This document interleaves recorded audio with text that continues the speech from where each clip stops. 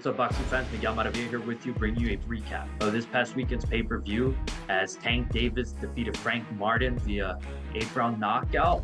Also on the undercard, opening up the pay-per-view, you had Carlos Adames defend his title against 2012 Olympian Terrell Gausha. And in the junior welterweight division, you had Alberto Puello pull the upset as he defeated Gary Antoine Russell via split decision. And in the co-feature, David Benavidez with his light heavyweight debut, winning a unanimous decision over former world champion Alexander Govcik. And of course, the main event. Take a look. Taking place at the MGM Grand in Las Vegas, celebrating MGM Grand's 100th championship fight. The pay-per-view started off as WBC middleweight champion Carlos Adames won a unanimous decision over Terrell Gausha in a fight that really never got anything going, in a fight which Gausha was limited as Adames prevailed in going the distance and winning the unanimous decision.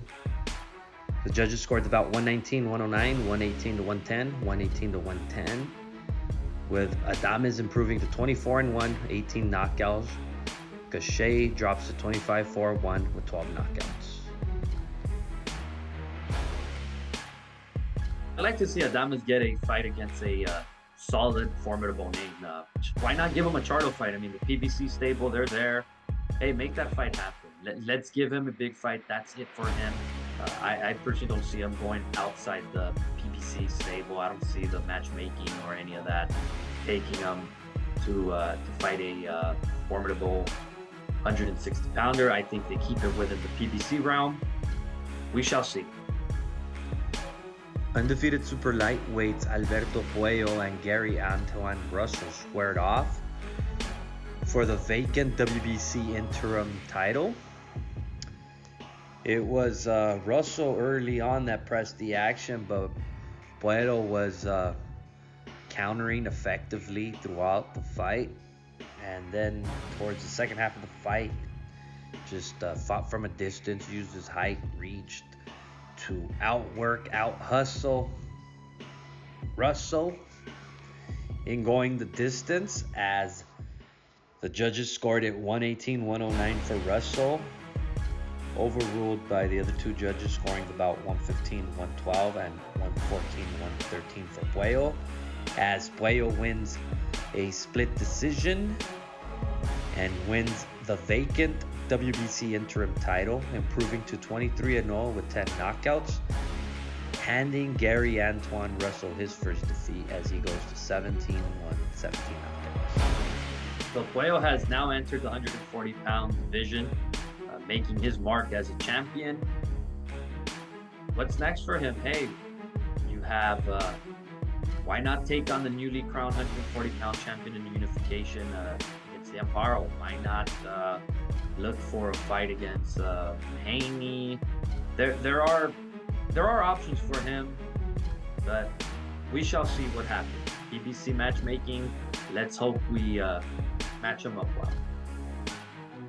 In the co-feature bout, David Benavidez defeated Alexander Govcik, former world champion, going the distance. It was a pretty tough fight for Benavidez, as early on it seemed that he was going to have his way. However, the second half of the fight, Govcik pressed it. Benavidez appeared a bit fatigued towards the later rounds. However, he was able to do enough going the distance in routing Govcik, as the judges scored the bout 116-112, 117-111, and a wide margin of 119-109. As Benavidez improves his mark to 29-0, 24 knockouts, and winning his light heavyweight debut. Govcik suffers his second defeat, dropping to 22, 16 knockouts. Obviously, the power wasn't the same for Benavidez at 175. Moving up pretty much 7 pounds makes a big difference. Now, what's next? Well, he's more likely going to target the winner of Bitterbeef and Bivol. That's that makes sense. Those are the top champions. The winner of that one's going to become the undisputed. He's going to become cream of the crop. We shall see what's next for Benavidez. I'm pretty sure he's going to stop chasing that Canelo fight. That's for sure. But hey, you never know. And in the main event, MGM Grand's 100th championship fight, as Tank Davis scored a spectacular knockout over Frank Martin. In the early part of the fight, it was Martin that controlled the fight, boxing well, very slick, outworking and out hustling Davis.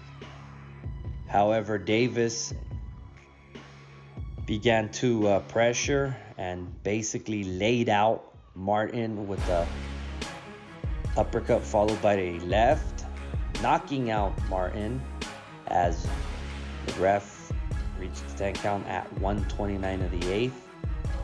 Davis retains his WBA lightweight title, improving to 30-0 with 28 knockouts, handing Frank Martin his first defeat as he drops to 18-1 with 12 knockouts.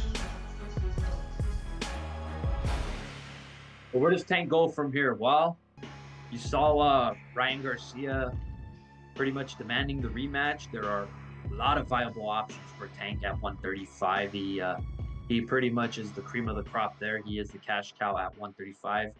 So you have the fights with Shakur everyone wants to see. You have Devin Haney. Plus, there's a lot of names at 135, 140, wherever he wants to fight. It's basically it's his. The decision is his. So interestingly, we shall see what transpires with Tank Davis as he comes off his 13-year layoff with a big victory.